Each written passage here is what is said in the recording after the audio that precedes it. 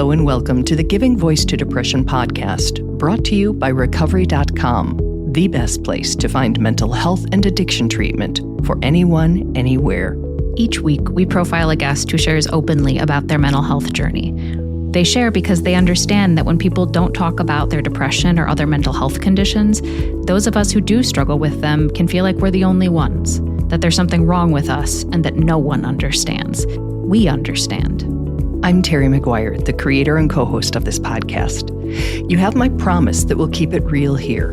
Depression is real, and we're not going to sugarcoat our discussions about it. Hope is also real, and you'll get a dose of that here too. I'm Carly McCullough, a licensed social worker and educator, and Terry's daughter. We've both experienced depression and also support loved ones struggling with it. We're here to normalize talking about depression and mental health in our communities, as well as our families.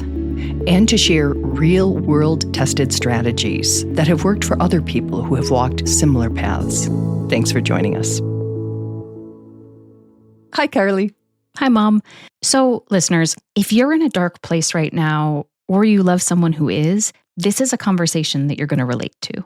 Today, we're talking with Pam, who has lived through a severe years-long depression, 4 hospitalizations, and a suicide attempt. She opens up about how her brain lied to her, convincing her she was just a burden, and how she eventually made it to the other side. We're going to talk about what works when someone you care about is struggling, and what can make things worse. Pam also shares a powerful reality check. She currently lives with a severe, painful physical condition, but says she'd choose it any day over depression. Here is Pam giving her voice to depression.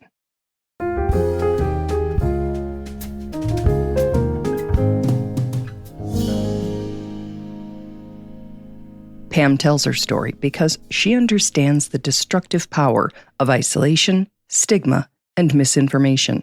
Most people think depression is just being sad. Yeah. And it is so much more than that. And I know when I went through it, my husband really didn't understand what he could do to help. And when the people who know and love us don't understand, odds are slim that others will. That's been Pam's experience for decades. I think I have struggled with depression off and on throughout my life, but I've always managed to suppress it, and just keep going. The parents I had, it was just not easy.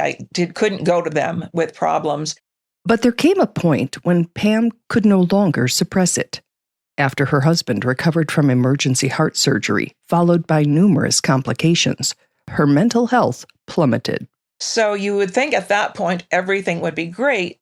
But I think I had like adrenaline going through the whole time that he was struggling.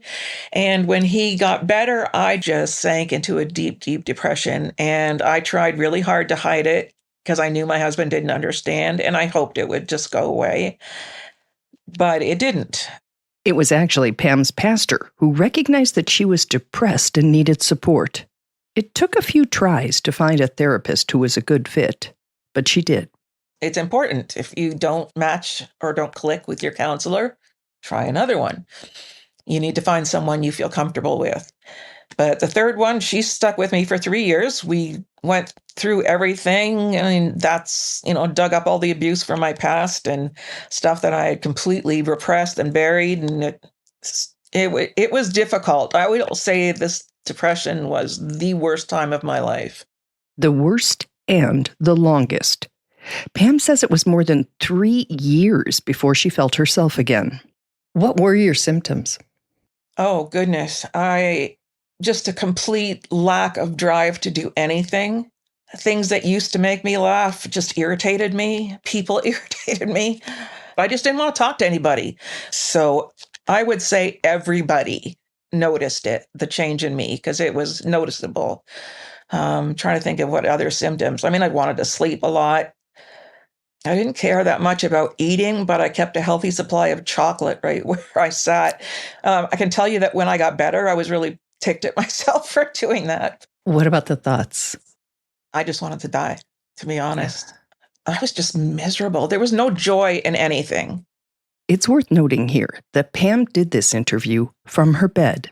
Not because she's depressed again, but because walking around or even sitting up for long periods of time is really painful for her. I was diagnosed finally with pudendal neuralgia, which is a painful condition, nerve condition in the pelvis. Men and women both get it. But with women, the cause is either, an accident, which I've not had, or if you have a traumatic pregnancy or childhood sexual abuse. And that was the cause for me. So it's typical to start in your mid-50s, and that's exactly when it started. I was textbook case that way. But my daughter asked me at one point, which was worse, the depression or the pain you're in now? And I didn't even hesitate. I said the depression, because when I was depressed, there was no joy in anything. I couldn't watch a sitcom and laugh. It wasn't funny. Whereas even though this is painful and it's uncomfortable, I still laugh. I can still be happy. And my husband and I get along so well. I eat all my meals like this because I have to lay on my side. So I eat my meals in my bed. The reason I find this awful condition is not as bad as the depression tells you how much we need to talk about mental health, how important it is. And I really think if we educate people from the start, like kindergarten on up, with age-appropriate lessons, of course, teach kids how to manage their emotions and teach them about mental health, that there'll be less physical illnesses, because depression can lead you down a negative path physically as well. Pam has been hospitalized several times for her depression, including after a suicide attempt. She spent 8 weeks in a mental health care facility. There are lessons from that she wants to share too. I think Hollywood has done a great injustice to the mental health community, because I was waiting to be thrown into a rubber room and being hosed down with a fire hose or something, or the place was going to be full of crazy people doing crazy things. I was terrified, and it was nothing like that. I think before I went to the hospital the first time, I was extremely busy. I was always doing stuff. And when I was hospitalized, I was forced to come to a complete stop because I was on a floor that was just for depression. Like, you really end up bonding with the people there. And you'd be amazed at how much we laughed together. Because we all had the same thing in common, we could laugh at ourselves, we could laugh at situations, but I know when I first arrived, you just feel like you just want to shrink inside yourself. Like, part of me is like, I don't want to be here, but at the same time, I know I need help. I would just say to people who are depressed, if you do need to be hospitalized, don't be afraid of it. It'll actually be helpful. And please don't be afraid to reach out and ask for help. Like, you are sick. When somebody says it's all in your head, it's like, yeah, I know where it is, but I need help fixing it. You can't fix it yourself. In the years since her major depression, Pam has researched the disorder and talked to others with it to learn about their experiences, including what does and does not help when trying to be there for someone. What are some things that you've learned are not helpful? Yeah. Oh my goodness, snap out of it. When people are depressed, they don't like being depressed. If they could snap out of it, they would. I think, making a promise and not following through. That happened to me a number of times, where someone would say, I'm going to call you this week and we'll do lunch. And being so depressed, I had no desire to go out for lunch. But when that person forgot and didn't call me, it really hurt. And during those 3 years of depression, especially I think it was the last year, there were 2 separate party type events, which I would normally have been invited to 100%, but I wasn't. And I can't tell you how much that hurt. And it would have meant a lot if the host or whatever had just called me and said, look, we're doing this. You are more than welcome. We want you to come. You're definitely invited. But we know you're going through something right now. So if you'd rather not come, we understand. But you are invited. Like, if they would have done that, I could have chosen to stay home and not felt guilty about it. And you're being very considerate of the other person's feelings. Meeting them where they are, right? Yeah, exactly. On the flip side, Pam shares some acts of kindness that did make a difference to her. The right things to say, just, I'm here for you if you ever want to talk. And don't just say that flippantly and walk away. Say, I'm coming over. I'm bringing a muffin and a coffee, and we'll just hang out. And if you want to talk, that's fine. If we just want to sit there, that's okay too. If somebody had done that, it would have meant a lot to me. One woman at one point showed up with flowers, and it meant the world to me. So it really doesn't have to be expensive. It could just be a text or an email, just an encouragement. I'm thinking about you. Tell me what difference the flowers make. What did they communicate to you? It showed that she cared, and it made me feel like I mattered. For those of you listening who have never experienced depression, you should know that it convinces many of us that we do not matter and that no one cares. So anything you can do to counter those and other dark, repetitive thoughts can make a big difference, including this beautiful example. At one point, my husband went, "What can I do? What can I do to help?" And I just said, "You're doing it. You're holding me in your arms at night. You're loving me through this."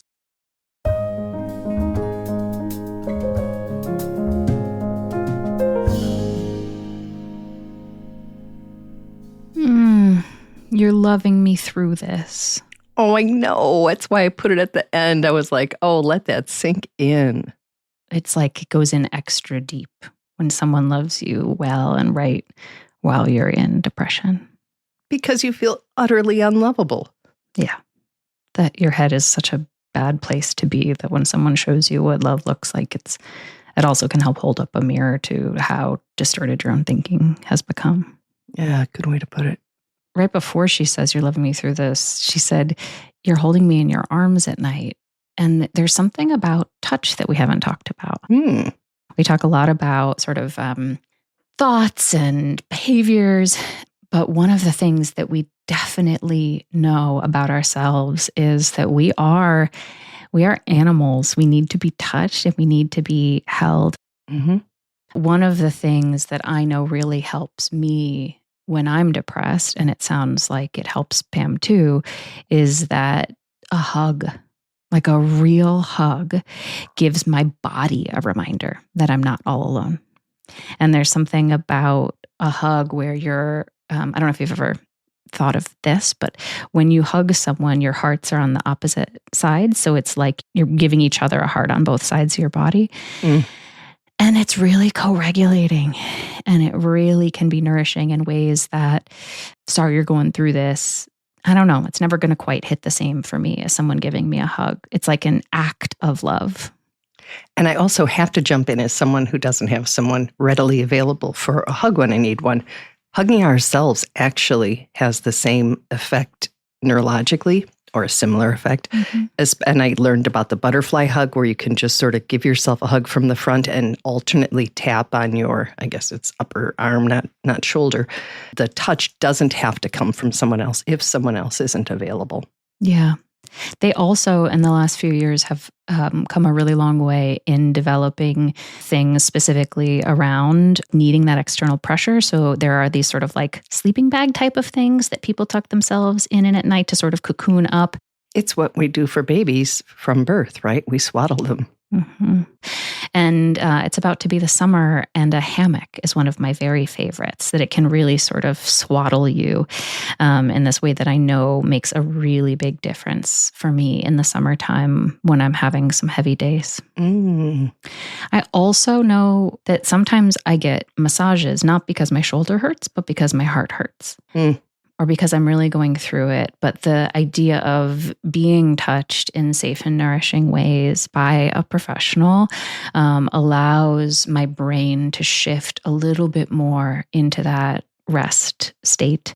But yeah, touch is a really big thing for a lot of people, and we need it. And it's really supportive for a lot of people with depression. We've always needed touch, and you know that if somebody just gives you a pat on the back or gives you a squeeze on the shoulder and says, "I'm here," that's different than just saying, "I'm here." There is that added, when it's welcomed, an added benefit to that. So, yep. So I want to thank Pam for lifting up that it took her a few tries to find the right fit of a therapist. Yes. And that is really important for folks to know and think about, especially if entering the realm of proactive mental health treatment isn't something that or outpatient isn't something that you've experienced before. So I have been a therapist. I was actually on a call with a bunch of therapists in a private practice yesterday. And one of the things that a lot of folks may not know is that a lot of therapists will do an intake call or have a conversation with you where you are just getting a sense of each other. And that is not necessarily, hi, my name is Carly, tell me your deepest secrets, what brings you here? It is just sort of a vibe check, as the kids might say. But in some ways, it is more like the experience of dating and finding someone who's the right fit than you might think. And someone might be the right fit for a year. Someone might be the right fit to get you through a really hard couple weeks, but isn't the person that you want to spend that much more time investing in. And that doesn't mean that anything is wrong or they're bad or you're doing it wrong, but it takes a while to find the right one. And when you talked about the vibe check, we should mention that with many, that vibe check is free. You can set up a 15-minute phone call or Zoom call or whatever they do, and say I'd like to touch base and see if we're a fit. But it doesn't have to involve getting dressed up and driving into their office, which can be a whole thing if you're depressed, Sure. or committing to it and paying for it. Find out, is it 5 minutes? Is it 10 minutes? Sometimes that's all it takes. And it's important to have the conversation about money because it's a big part of what makes therapy inaccessible for folks, and also what allows the relationship with a therapist to be the right long-term fit, right? You might say, I want the best, and I'm going to throw money at it. But if you can't afford it, 3 sessions with the best, maybe it changes your life. There are those TV therapists we all see, and they seem to just sort of wave a magic wand. But for most of us, it is going to be most nourishing to have a sort of longer-term ongoing thing. Though short-term therapy is also available. Thank you.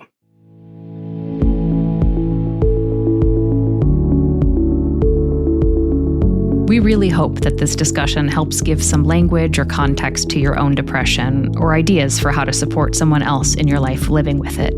We invite you to check out the hundreds of episodes in our archive and to explore both the Resource Hub and treatment options on recovery.com. Depression is too dark a road to walk alone. We'll be back next week.